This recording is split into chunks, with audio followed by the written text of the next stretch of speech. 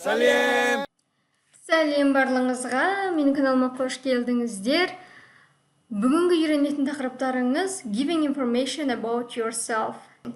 Қазақшасы өзің жайлы ақпарат беру, таныстыру. Өткендегі видеоларды көрген болсаңыздар, өздеріңізді қысқаша аттыңызды айтып қана таныстырып едіңіздер. Ал қазір өзіңіз жайлы, жұмысыңыз, келген жеріңіз жайлы толығырақ қалай мәлімет беру керектігін көретін боламыз. Кеттік. Біріншісі, place, яғни жеріңіз туралы.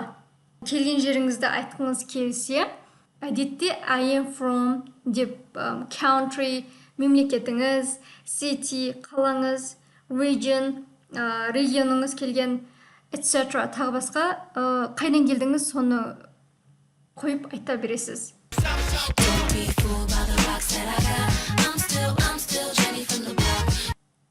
Өте оңай, тек I am from деп айтсаңыз болды. Ары қарай не қойсаңыз да өзіңіз білесіз. Мысалы, I am from Kazakhstan. Мен Қазақстаннанмын. Немесе I am from the west of Kazakhstan. I am from the west, ол мен батыстанмын. Немесе толығырақ I am from the west of Kazakhstan. Мен Қазақстанның батысынанмын деп айтасыз. Келесі. Егер келген жеріңізді айтып қажет емес болса, I live. Hello, I live here. Ол мен өмір сүремін, яғни қазіргі тұрып жатқан жеріңіз. Біріншіден, I live-ден кейін in деген prepositionды керектеніз. In дегеніміз жалпы аудармасы бірдеменің, бір заттың ішінде деген мағынада. Яғни бір country, мемлекеттің ішінде, city, қала, building, здание, etc. Тағы басқа.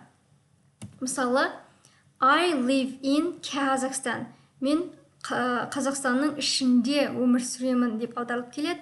Сол мағынасы мен Қазақстанда өмір сүремін.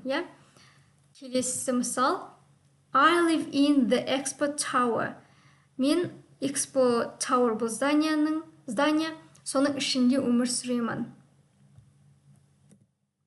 Келесі, on деген preposition бар, бұл үстінде, қандай бір нәрсенің үстінде, бетінде деген мағынаны білдіреді.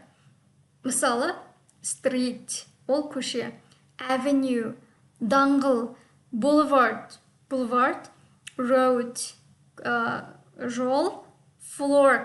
Бұл жерде floorдың екі мағынасы бар. Біріншісі пол, еден деген мағынаны береді, ал екіншісі этаж, қабат.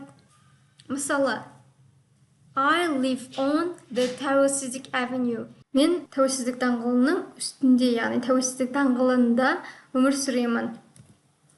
Келесі, I live on the 8th floor. Мен 8-ші этажда өмір сүремін.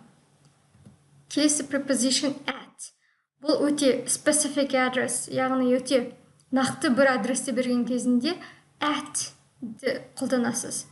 Мысалы, I live at the 5th Street apartment 40. Мен 5-ші көшеде 40-ші квартирада өмір сүремін. Немесе I live at the intersection of Тәуелсіздік and Момышұлы. Мен Тәуелсіздік пен Момышұлының қиылысында өмір сүремін деп мағынада. Келесі, қайда жұмыс істейтініңіз туралы айтыңыз келсе, I work, сосын келесі бос орынға не қойыңыз келеді, соны қойыңызға болады. Тек I work-тен кейін үш preposition қолдануыңызға болады. Біріншісі at. Ол жаңа ғана айттым, нақты бір жерді айтқанда at қажеттенесіздер. Бұл яғни бір қандай бір компанияда жұмыс істейтін болсаңыздар, at-ті қажеттеніп барып айтасыздар. Яғни I work at Қазмұнайгаз. Мен Қазмұнайгазда жұмыс істеймін. Немесе I work at a restaurant. Мен бір ресторанда жұмыс істеймін. Бір. I work at Burger King making flamboyant whoppers. I whip pig. Келесі, for. Ол тура аударғанда мағынасы үшін деп аударылады, бірақ бұл жерде мағынасына сай келмейді. Сондықтан қазір мен сіздерге мысал көрсетейін. I work for my father. Егер аударсаңыздар, мен әкем үшін жұмыс істеймін. негізі бұл көп мағына бермейді, сондықтан бұның мағынасы былайша болып келеді. Мен әкеме жұмыс істеймін, яғни әкемнің қол астында жұмыс істеймін деген. Екінші мысал, I work for a big petroleum company in Kazakhstan. Мен Қазақстандағы бір үлкен мұнай компаниясында жұмыс істеймін. I work for you. Үшіншісі in. Бірақ бұны негізі work істейтін жұмысына көп қатынасы жоқ. Просто бұл жерде қайда жұмыс істейтінін, жұмысының қай жерде орналасқанын, яғни бағана айтып кеттім. In деген бір нәрсенің ішінде деген мағынаны білдіреді. Сондықтан бір жердің ішінде жұмыс істеймін дегенді айтқыңыз келсе, inді қажеттенесіз. Мысалы, I work in the Есентай Mall. Мен Есентай Mall'дың ішінде жұмыс істеймін. Немесе I work in a bakery shop. Мен пекарнидің ішінде жұмыс істеймін. Келесі сіздің хоббиіңіз жайлы. Бұлда да оңай, тек I like, сосын бос орынды толтыра саласыз. Бұнда like-тан кейін бірінші жол to-ді қажеттену.